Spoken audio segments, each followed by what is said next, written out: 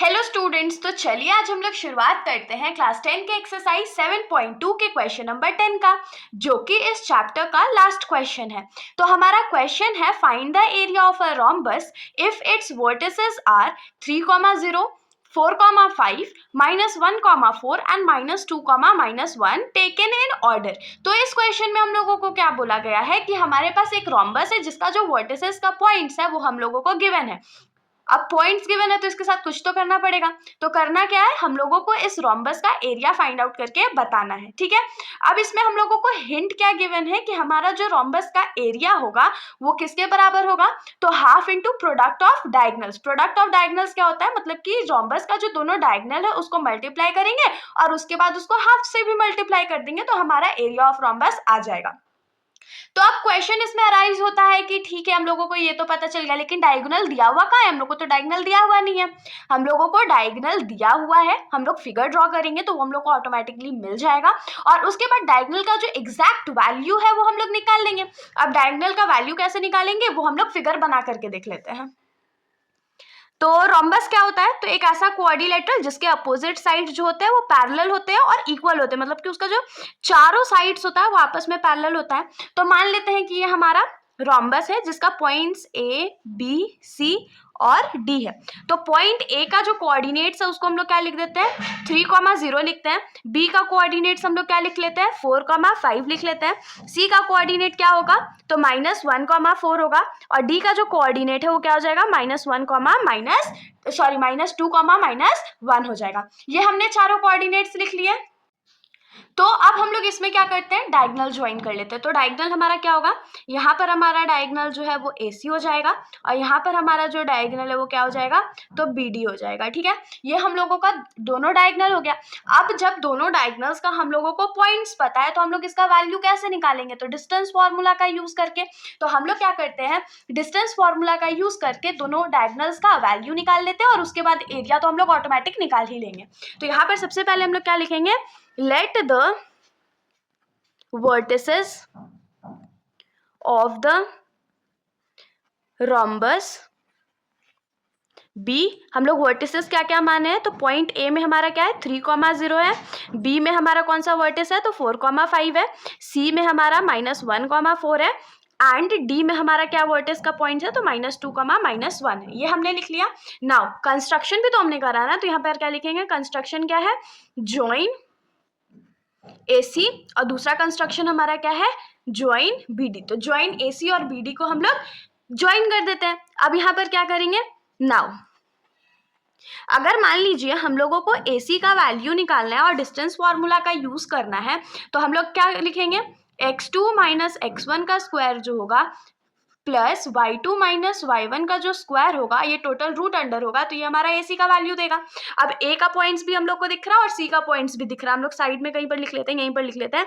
A का points हमारा 3,0 है और C का पॉइंट्स हमारा -1,4 है। तो x2 का वैल्यू हमारा क्या हो जाएगा, -1 - x1 का वैल्यू हमारा 3 हो जाएगा स्क्वायर प्लस y2 का जो वैल्यू है हमारा 4 हो जाएगा माइनस y1 का जो वैल्यू है वो 0 हो जाएगा। तो माइनस माइनस क्या होता है, प्लस होता है, लेकिन साइन तो माइनस करेगा ना, तो माइनस माइनस प्लस, लेकिन साइन माइनस का, तो 1 + 3 क्या हो जाएगा, 4 हो जाएगा और ये -4 हो गया प्लस यहाँ पर 4 में से 0 जाएगा तो 4 ही बचेगा। तो यहाँ पर क्या हो जाएगा, 16 + 16, क्योंकि 4 का स्क्वायर क्या होता है, 16 होता है और 2 बार 4 का स्क्वायर करे तो ये 16 + 16 दैट इज √32 हो जाएगा। और √32 को हम लोग क्या लिख सकते हैं, तो प्राइम फैक्टराइज कर लेते हैं थोड़ा सा।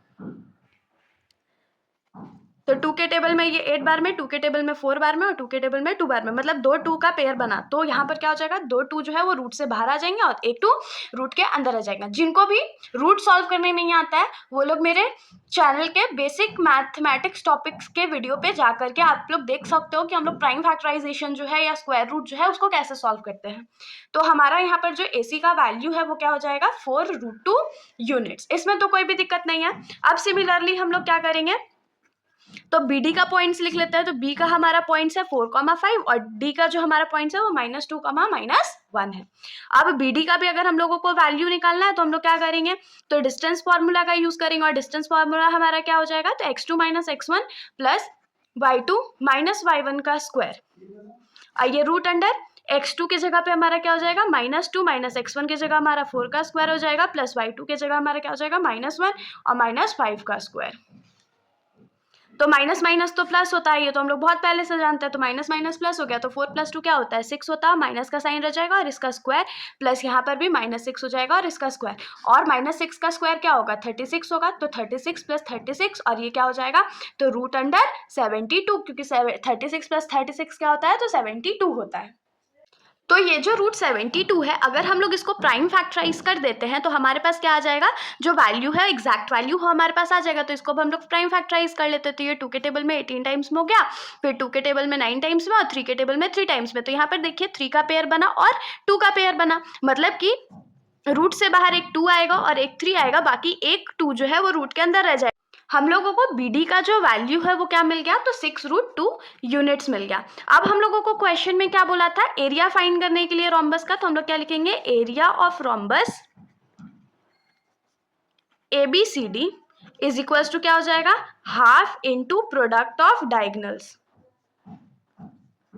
प्रोडक्ट ऑफ डायगोनल्स लिखते हैं। तो यहाँ पर हमारा जो डायगोनल्स है वो कौन कौन सा है, तो हाफ इंटू पहला डायगोनल था AC और दूसरा डायगोनल था BD is equals to half into AC का वैल्यू हमने क्या फाइंड आउट करा था अभी 4√2 इंटू BD का वैल्यू हमने क्या फाइंड करा तो 6√2 और दोनों का यूनिट था, तो यहाँ पर यूनिट स्क्वायर लिख देते हैं, या स्क्वायर यूनिट लिखो या यूनिट स्क्वायर लिखो, दोनों का बात बराबर हो जाएगा।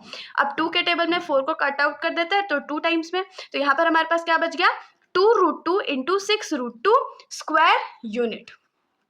अब थोड़ा सा इसको मल्टीप्लाई भी कर देते हैं, तो 6 जा क्या हो जाएगा 12 इंटू √2 क्या होता है तो 2 होता है। तो एट लास्ट हम लोग क्या लिखेंगे 12 2 क्या होता है 24 स्क्वायर यूनिट, मतलब कि हमारा रोम्बस ABCD जो है उसका जो एरिया है वो कितना है तो 24 स्क्वायर यूनिट। तो इसके साथ हमारा ये जो सॉल्यूशन है यहीं पर खत्म हो जाता है। अब हम लोग नेक्स्ट चैप्टर में मिलेंगे। तब तक के लिए अगर आप लोगों को वीडियो अच्छी लगी तो वीडियो को लाइक करिएगा और मेरे चैनल को बिना सब्सक्राइब करे कहीं भी मत जाइएगा। Thank you.